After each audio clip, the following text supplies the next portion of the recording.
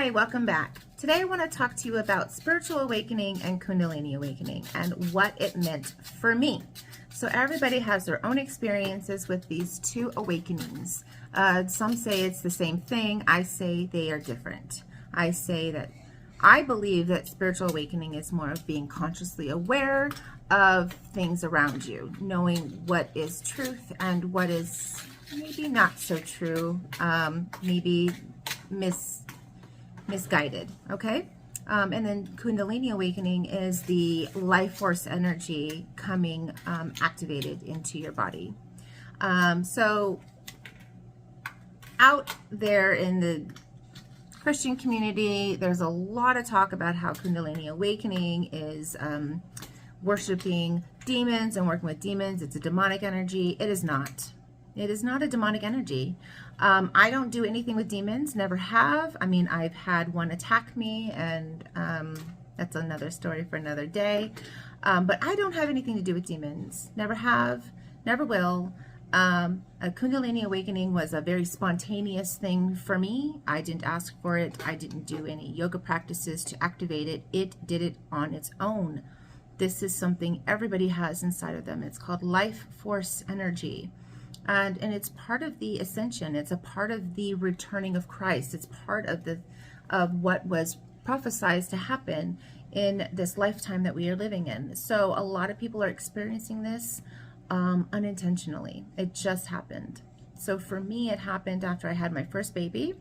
I was having extreme back pain. I thought that this back pain had something to do with the epidural because I've never felt anything like this before in my life. For me, it was a feeling of electrical pulses starting from the base of my spine and all the way up to the back of my neck, the very bottom of my head. And it was a very extreme pain. This was something that scared me. And when it would happen, it felt like heart pulsing. So this electrical pulsing up my spine. And it would reach certain areas in my back that would hold on to this pressure, and it would feel like it would get stuck, like this pulse would get stuck, and then it would move through, and then it would get stuck again, and then it would move through, and then it would get really stuck, like right around my heart center, my heart chakra area. That is where it really got stuck. It was always extremely painful, made it very hard to breathe. Once I was able to pass through that, it would go into the neck, you know, right here in the throat chakra area, also extremely painful. It was horrifying. And this would happen randomly throughout the day. I don't even need to be doing anything. I could just be sitting on the couch watching television, or I could be in the kitchen making myself something to eat. I didn't have a very extraneous life at the time this happened. I was a stay-at-home mom. I just had a baby. So I didn't really go anywhere.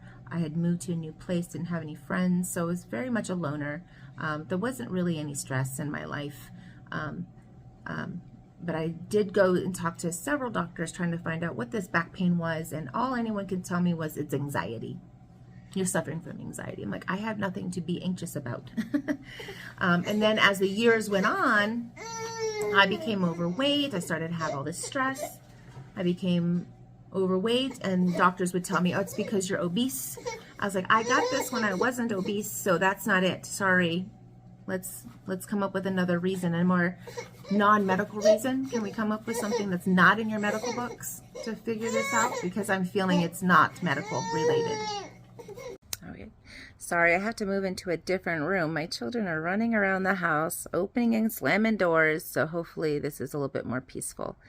Back to Kundalini awakening. So after going to all those doctors and them have given me no answers, all they can tell me is, oh, it's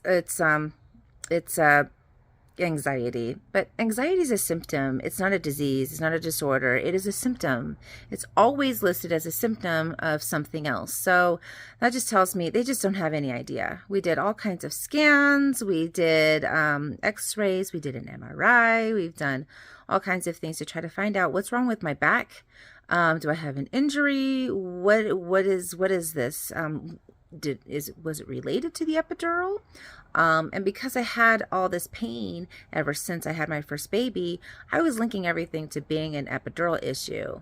And that made me not want to have it ever again, which I'm so grateful that I've never had it again.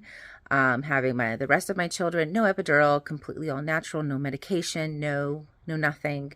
And it was an easy breezy experience. So I didn't need it. But that fear of it going in my back is because of everything I felt afterwards, encouraged me to look into being more natural with things, less medications, looking for just more natural approaches to things, because medical procedures are very, very extraneous on the body. They do a lot of stress on your body, and I just did not want to have any more stresses. So that was my Kundalini experience. I have nothing to do with demons. So that was my Kundalini experience. As you can see, I have absolutely nothing to do with demons. But this led me to do a lot of research to find out what this is. Since no one in the medical field could give me any answers, I went looking for answers elsewhere. And that's when I came across this whole chakra system. And it really confused me. I didn't understand it. But looking back at all the pressure points that I had, it was literally in the chakra areas, starting in the base. It went up to the next chakra space and became pressurized, felt very forceful to go through this point, and then it released and moved into the next, and it did the same thing. So that's how I know that this is a real thing, because of how these pulses started in the body and how they ended. It's very painful. It was a very painful experience for me. And I went through this for 10 years, not knowing what this was. So I do every now and then feel this life force energy running through me, and I know exactly what it is. Having these pulses, this outbreak of energy, it happens, it doesn't really happen anymore.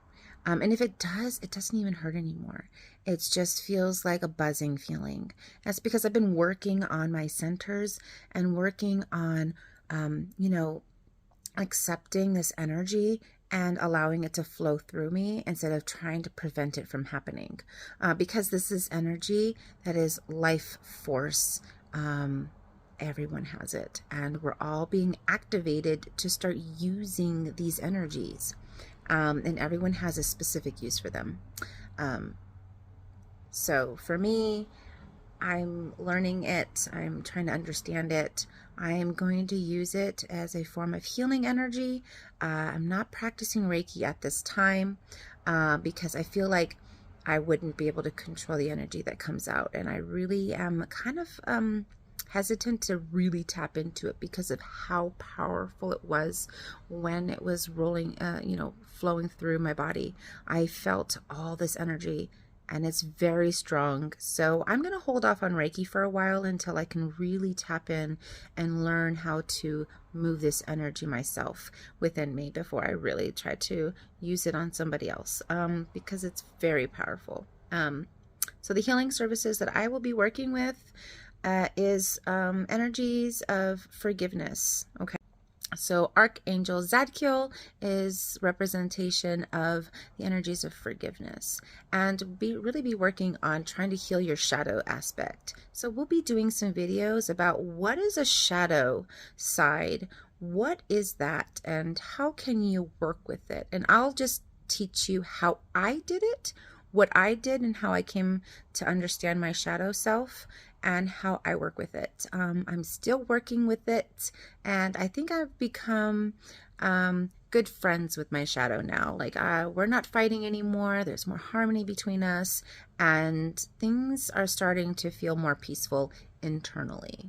So now I got to work with the people in my life and try to manage and help them as well, because when your shadow self is untamed, it causes all kinds of chaos in your life. So that's something that we'll be talking about here in the future, and I can't wait to share it with you.